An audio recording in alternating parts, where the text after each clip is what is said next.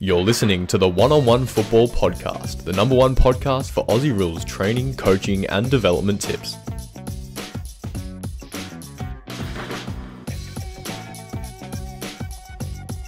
Welcome back to the One-on-One Football Podcast. This is episode number 8 with special guest Katie Brennan on today. I'm your host, Andrew Rains, founder of One-on-One Football. And as always, great, I'm joined by the co-host, Harry Symington. Welcome on board again, Harry, for another great episode, mate. This one, probably one of your favourites and close friend and mentor. Yeah, for sure. Thanks, Raz. It's good to be back. Episode number 8. We've had some really insightful conversations here on the show. 7 of them so far, and a lot of our different guests have sort of come from or are currently in different stages of their football journey. But aside from Sally Riley in episode 4, all our guests so far have actually been ex-players. So today, however, we get to chat to an athlete who is still playing footy, and after the season she's having, arguably at the peak of her career. So I think the listeners are in for a real treat today. Yeah, spot on, mate. And one of our missions here with the podcast is to bring listeners content from all different perspectives within the AFL world or Aussie Rules football. If there's anyone out there that knows modern-day women's football, it's Katie Brennan. Another topic we really want to focus today with her is around mid-forward craft. And obviously, starting from scratch, she's really pioneered AFLW and quite a marquee player in the space now. Yeah, spot on. She's been a real icon for women's footy since the first exhibition match, actually back in 2013. So she's sort of ridden the course, and that's only grown when the AFLW competition became a national comp back in 2017. She actually captained the Western Bulldogs for their first 3 seasons, and then when Richmond joined the league as part of the extension last year, she moved to Punt Road and once again was named as the inaugural captain. Now, mate, I'm not sure there's too many people out there that can say they're the inaugural captain at 2 different clubs. No, it's a bit of a rare feat, isn't it? And no doubt her leadership, her professionalism and the way she goes about things is, as I said before, I think our listeners are in for a real treat. But you've experienced this firsthand, mate. Can you explain a bit more about that? Yeah, for sure. So I've been lucky enough to know Katie for about 9 years now, I think. We actually used to train together back on the Gold Coast under our strength and conditioning coach at the time, Joey Hayes. And yeah, I just remember her. Great Joey Hayes. The great Joey. I think he's had a couple of mentions now on the podcast. Yeah, Joey used to run like an off-season camp and for footballers, and I just remember Katie's work ethic and her competitiveness back when she was training with the boys, and I remember her running rings around most of the guys, myself included. And yeah, she just seemed to set herself at a higher standard than the rest. And then fast forward to the present day, and we both live in Melbourne. I actually coach at her AFLW Academy, KB Performance. And yeah, like you said, I'm lucky enough to see her leadership firsthand on a weekly basis. Something we'll no doubt dive into a little bit later on. So without further ado, let's get into it. This is episode 8 with Katie Brennan. Welcome to the show, Katie. I know you're a busy person, so thanks for taking the time to come and chat to us. No worries, guys. Thanks for having me. So, mate, I might get you to give our listeners just a bit of an overview on yourself. Where did you sort of first fall in love with the game of footy, and how's that sort of developed into where you are today with your role as both an athlete and a leader? So for me, I first fell in love with the game, I think maybe when I was sort of 4 or 5 years old. Both of my parents were Victorian, so I felt like footy was always in the blood for me. And I grew up in Queensland and naturally just followed my big brother and did everything that he did. So we started kicking in the backyard, I think as soon as we could walk. And we just continued the love for footy for many years. I remember there's so many memories of packing our lunches in an esky and taking it down the paddock and bringing some sandwiches and some cordial and water down there and just being out there for hours and hours. And I remember that when he got tired of kicking the footy with me, that I'd go and kick it against the trampoline back home as well. So yeah, some really fond memories of growing up in Queensland, playing junior footy, going to the Brisbane Lions games when they were running hot in the 2000s. And I just had this really deep love for the game from a very early age. Well, sounds like we've got a bit in common there. I think we're all Queenslanders, grew up in Queensland, and obviously the game isn't the number one code, as we know, but similar to you, Katie, I grew up in that sort of Lions era where they were just absolutely unbeatable. You go to the Gabba and wow, what a team they were. And sometimes I always talk about to people probably the greatest team of all time. So we were privileged in that sense. But on the other sense, we weren't, with obviously a lot of other sports being played at school and things like that. But growing up in Queensland and obviously the Gold Coast hinterland, you then obviously moved to Melbourne and made the transition down there. VFLW premiership with Darebin in your first season. How much of your decision to move interstate was motivated by football? And what were some of the challenges associated with moving at sort of such a young age and any young girls looking to sort of take their career to interstate and try and grow? Yeah, I think for me, from a very young age, we used to come to Melbourne once a year and go skiing at Mount Buller, and I just always loved the atmosphere of footy down here, and I loved that footy was on the back page. I loved that it was talked about on the radio, and that it's almost like a religion here in Melbourne. And I think from my earliest memories, I just always wanted to move to Melbourne to play here, and we had some family here as well. So I think when I finally got to the age of finishing high school, and I was sort of my first year of uni, I think it was, where you're almost old enough to just be able to do that and make those decisions. I just remember sitting in a lecture one day and just thinking, you know, it's where I want to be. And I just had this massive pull for I guess, there was no AFL women's competition at that time. Like, AFL women's has only been going for the last 5 years, but I just wanted to be there for what was going to happen. And I knew that the AFL, or the women's side of the game, was starting to gain some momentum, and I almost wanted to be at the forefront of that and just be included in it, and to just be a part of the excitement. And it was about maybe 2 months before I actually moved, I came down to visit my mum here in Melbourne, and I just went to the Darebin training sessions, and I knew a lot of the girls from our All-Australian camps that we used to go on, and the nationals that we used to play. And yeah, just that first experience at Darebin was, you know, 2 sessions within the week, and then I stayed for an extra week, so I ended up there 4 sessions, and I was just sold. It was, you know, I was around the likes of Daisy Pearce and Darcy Vesio and Asta O'Connor and Melissa Hickey. It was all these, I guess, names that we now know. Some are retired, but in the AFL Women's and now becoming household names. And it was just this powerhouse of a club that, yeah, I just really wanted to be a part of. So to answer your question in terms of if there's any tips that I have, it would just be to follow your heart. If you've got a pull to want to be somewhere and to have an experience and to go on a journey, then just back yourself. And it's going to be tough at times, but I think the beauty of footy clubs is that you end up creating family within them, and you know, you've got whether it's 30 on a list, 30 other mates that you can you know, find some I guess friendship or find some support in, and for you to just go after your dreams of where you want to play, and just to... Yeah, for sure. And you mentioned some pretty big names there playing for Darebin, a bit of a powerhouse back in the day. What was the difference in terms of the standard of footy moving from Queensland to the VFLW, and how did that sort of influence your individual development as a player?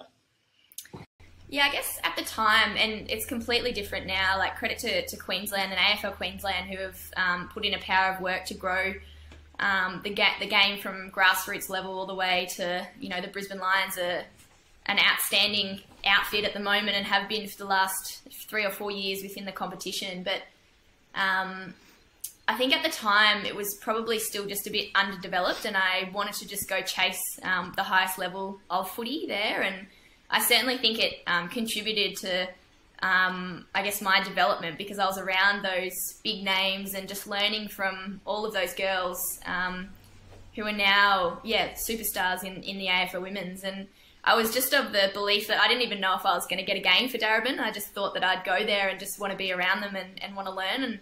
And I think some people can often go to clubs for opportunity and just want to sort of get out there and play. But I wanted to go there to grow, and actually, you know, if I wasn't playing the first season, that's fine, but I'd be around these girls to learn their habits and learn how they go about it, and just to learn as much as I can from them. So it was such an amazing journey at Darebin. We ended up winning 5 flags in a row, and it was just, yeah, a phenomenal period of time where, you know, we just learnt so much together. We grew as a team and were able to put some really amazing... Well, grow you did, and if you fast forward, obviously, to today, your image and brand as a marquee player has really grown over the past sort of 5 years. How have you found the balance between off-field commitments, appearances and things like that, and your performance on the... Yeah, it's a really good question. I think it's one that you've got to almost check yourself, you know, whether it's daily or monthly, to make sure that you're, I guess, still working on your processes as an athlete, and your footy does the talking. And I think there was probably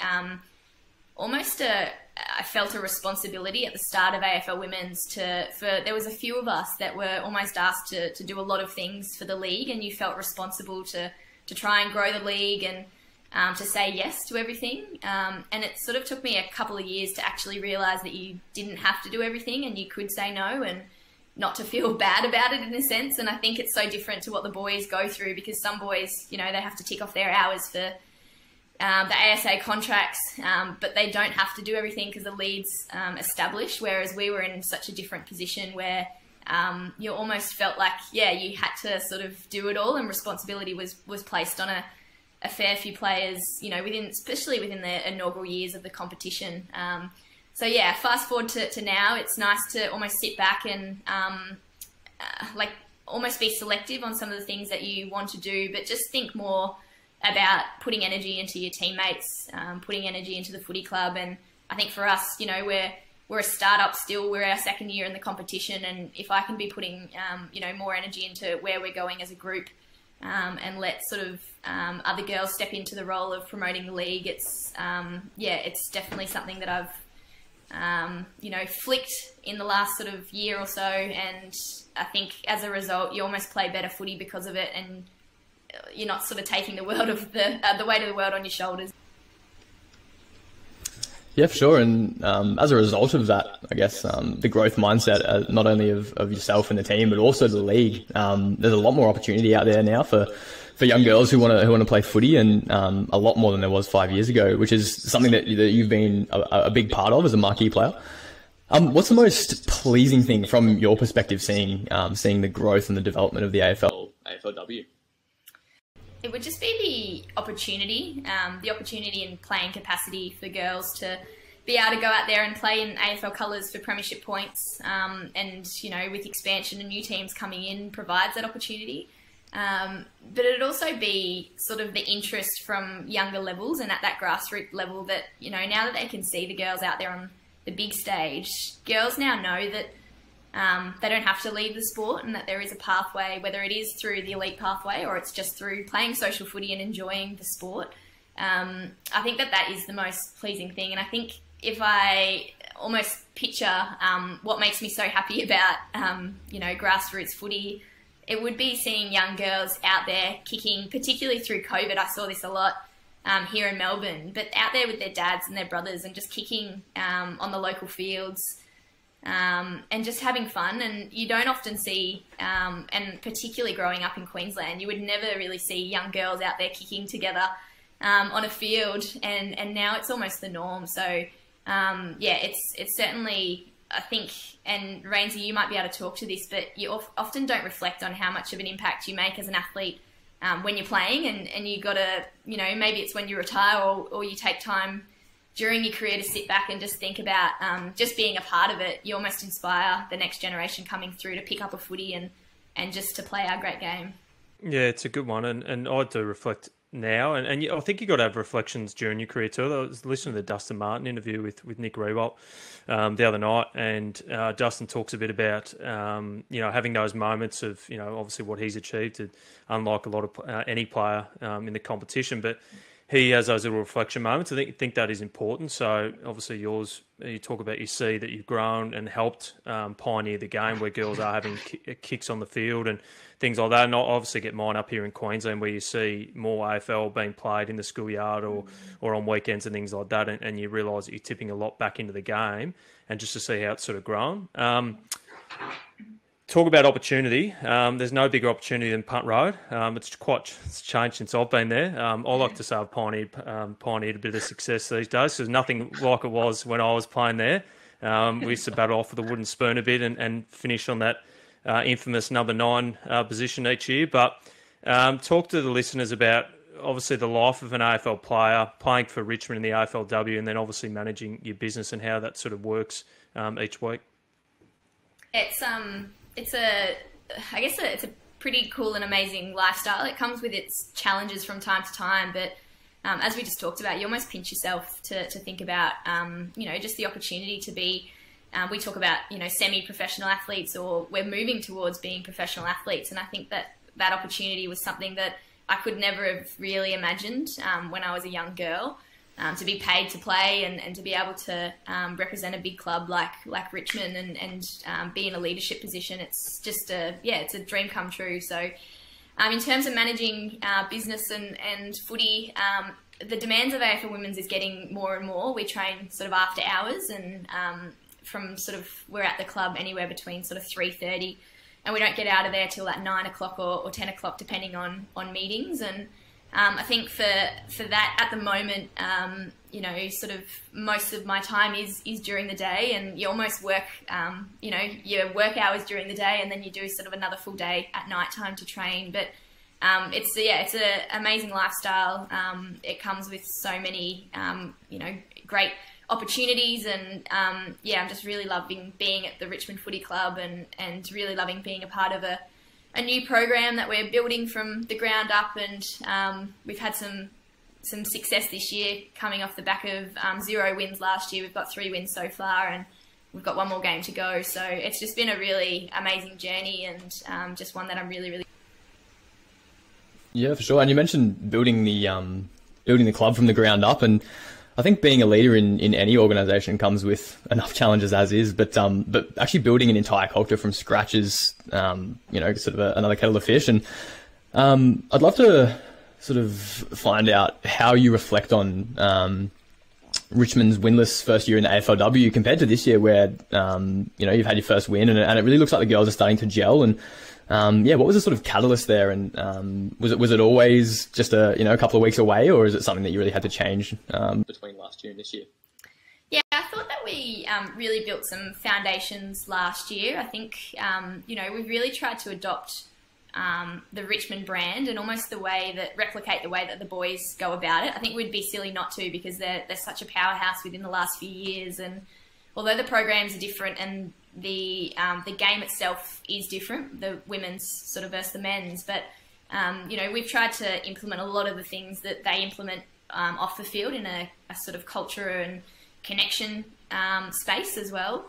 So I think from this year comparing to last year, we've got a new coach who has been a part of the men's program since 2016. So we almost went through the challenges of 16 and what that season presented to the boys, and how they, how they grew to 2017, winning the first premiership, and then that success going from there. And he's been massive in teaching us to not ride the highs and the lows as much as, we probably did last year. And just off air before we started this, we were talking about, we had a round 2 Gold Coast game that we lost last year, and it was almost a bit of a defining point in our season. We weren't able to almost come back from that, because we thought it was going to be the game that we won. So fast forward to now, we haven't really walked into any games thinking that we are going to win them. It was more about the process and thinking about getting better every training session and bringing our best, and then getting better every single quarter, and thinking more around the process of what we're doing, and really trying to...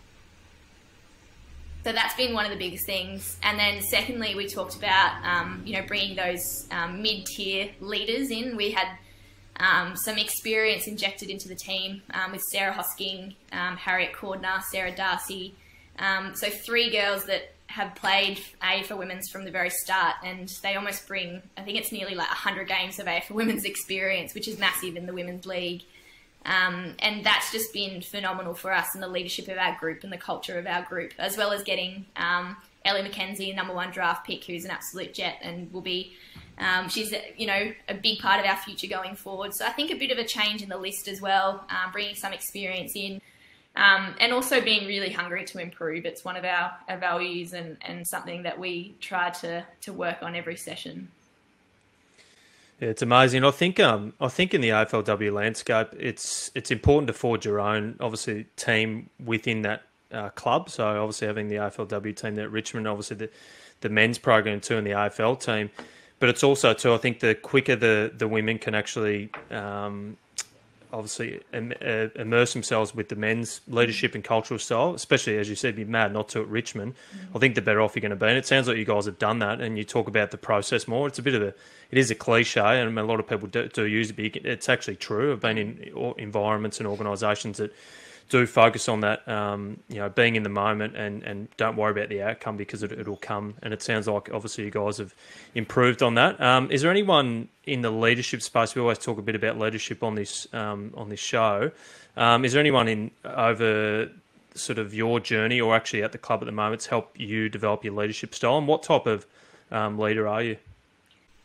Yeah, definitely. I think there's probably two main people within the club that have really helped, and they're actually part of the men's program as well, being Ben Crowe, probably more from a personal mentor point of view, and the other one would be Shane McCurry. And so both Ben and Shane are big parts of, as I said, the men's program, but we've been able to work with them in the women's, and I personally have been able to work with them on an individual level, and they've just provided so much mentorship and so much insight into leadership, and the fact that there's no one way to lead. There's no right way to lead, but if you can continue to know more about yourself, have self-awareness, know more about your story, and almost work on yourself to be a better leader. And I think that I've gone on a big journey with Ben Crowe with that lately, and it's just it helps so much when you do know yourself to be able to lead others and lead with empathy. And I think that that's probably, going back to your question, that's almost my leadership style. I think I used to almost just lead by example and probably lead with my football out there on the park. But after being injured in the first couple of years, I was really forced to develop better connections with my teammates, learn more about them, and learn more about their experiences and why they are the way they are, and why they make the decisions they make, and how to get the most out of each individual within our team. And I think that journey has been really rewarding, because you just come outside of yourself so much more, and you're able to impact others. You're able to almost bring the group together and really help your performance on and off the field. So I'd say that those two have been really big in sort of my journey so far, along with many other people at the club. We've just got an incredible support network at the club. My leadership group as well, they're just amazing. We're really good at communicating and spreading the load, and I'm always a big believer that leaders create leaders too. It's almost like you want to empower your leadership team, and those that don't have a title as well, just step up in moments where they might need to. So that's almost my style, to sit back at times and lead when you need to, but also more action based and sometimes not as many words as you need to just. Yeah, that's great, and that actually leads really well into our next question about I guess the extra responsibility that you do take on as a captain. I guess as a captain, you sort of find yourself in a unique situation where you're juggling not only the responsibility of your own performance, but also the performance of pretty much the entire organisation. And this is something you're quite used to. You've had the responsibility of the captain for your entire AFLW career to date. Do you think that this responsibility helps or hinders your own individual performance, or is it a bit of both? And what are your sort of experiences as a captain in the AFLW? I think it's a really good question.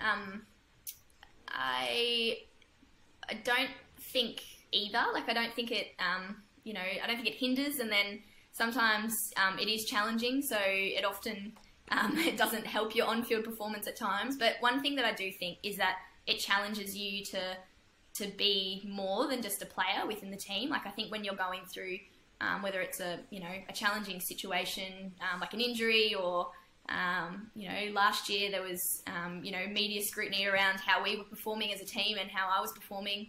And I think that it almost forces you and challenges you to just come outside of yourself and to move forward and to just process it all and to just get better in a sense, because you're not just playing for yourself, you're playing for everyone. And that's the beauty of being a part of, a team sport as well. So I do think that, leadership does challenge you to to move through, to know that you've got to turn up and almost, whether it is sometimes fake a smile if you're not feeling, yourself, or if you're going through a challenging time, but you've got to be there for your teammates, and you've got to almost be level with how you turn up. And it is an amazing journey, and it is a responsibility, but it's one that I do really enjoy, because I think you can impact not only your teammates to get the most out of them and really empower them, but I think you can impact a program and all. Yeah, for sure. And I guess the people you surround yourself with sort of allow that to come to fruition. And I know you're quite good at surrounding yourself with the type of people that'll help take yourself forward. And now, mate, as a sort of a second topic for the podcast, we'd like to sort of dive into the midfielder forward craft and sort of some of your tips and tricks playing that role. At 174 centimeters, you're the perfect size to play either a marking target or a tall midfielder. I know that you grew up playing key forward, and you're quite familiar with that role. But how have you found your new role this year? Sort of pinch hitting in the midfield whenever you're needed, but then obviously able to push forward and hit the scoreboard. Yeah, it has been pretty fun to get up around the footy a little bit more. I think last year pretty much 100% mid, and it didn't really suit, I guess, my skill set, but it was what we needed for the team at the time. And I think this year we've got a really emerging midfield group that are doing some great things and winning some really tough ball at the coalface and really sort of giving us service within that forward line. So they're doing a fantastic job. But just to be able to start sometimes in centre bounces and shift forward, we talk about just disrupting a little bit and disrupting their mid and back line, just to be able to float one more up into the contest from our high half forward line. And we sort of just make that swap as we wish out there on the field. So just the license to do so has been, really awesome. But it's also the hard work that a lot of our small forwards do to put the pressure on, and it makes sort of our job as keys a hell of a lot easier. We really, base our game off a high pressure and a chaos style similar to what the boys do. And I think that, that's only possible from, your small forwards and those girls who are putting on, all of that pressure to lock it in. So starting in the mid and being able to just sort of play the game more in our forward half is what we intend to do. And I think that, as I said, those small forwards putting the pressure on, locking it in, helps me just to glide down and just be amongst the forward group as well. Sounds like the AFLW version of Dusty, the role you play, Katie. So, and then probably leading on to that with your marking ability, especially contested situations, is really standing out this year. Can you tell us a bit more about how you've worked on the marking craft, or any particular things you've got or drills that you do to really spark that ability to mark, especially this year with some really good contested marks you've been performing? Yeah, I think marking's probably always been something. Marking and kicking are the two skills that I've almost enjoyed the most about the game, and I think it's probably when you really enjoy those parts of the game and they bring you joy by practicing them, you almost perform better out there, just because you've got more time either kicking the footy or practicing your marking craft. And I've done a fair bit of work with Harry actually through the COVID period, just working on some fast balls coming in and a bit of hand-eye coordination. We've been using some med balls and those bits and pieces just through that that COVID time where there was no footy and we didn't really have an opportunity to get out there and play. But that's I reckon that's definitely helped the hand side of things. We do a bit of this again. It just goes back to having a bit of fun. But we have some individual development time within our training sessions and just jumping on the specky bag and having. It's not about taking speckies, because it's definitely not my strength to take speckies out there on the ground. I don't think I've ever really taken a big grab like that, but it was more having the confidence of jumping at the ball in pack situations or just coming out at the footy and having the confidence to sort of take it on. And I think that's, again, we do that for a bit of fun post-training, but it almost helps for you to back yourself in those contested situations. And I must say that some of the delivery this year has made it such a pleasure to be a forward. Our girls and their foot skills and our kicking inside 50 has just made it, really easy to take some of those marks. So a big credit to our midfield and the girls that are, giving us opportunity. Very modest as always. The got to give some credit where it's due. Those mids are quite a good midfield group at the moment. Actually, young up and coming stars in there, but no doubt also down to your own marking craft. And as you mentioned before, Matt, your one of your other favourite skills is the kicking side of things. And your ball use is definitely one of the things that really sets you apart, particularly your kicking. What do you put your foot skills down to? Obviously, you mentioned you grew up kicking around in the backyard. Is it just reps, or is there anything particular that you like to do, or that you teach the young girls at the academy that you coach in regards to kicking skills? I think it definitely has come down to reps and loving having a kick of the footy. Particularly from a young age, it was something that I just really enjoyed doing.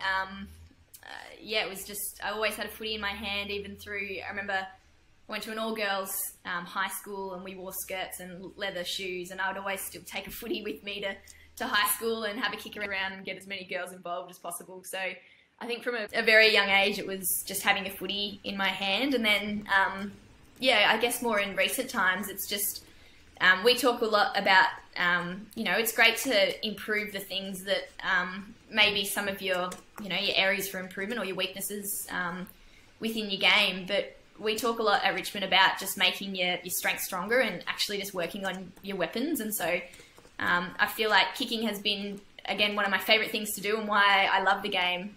And so just by continuing to work on that, I think you're able to sort of, execute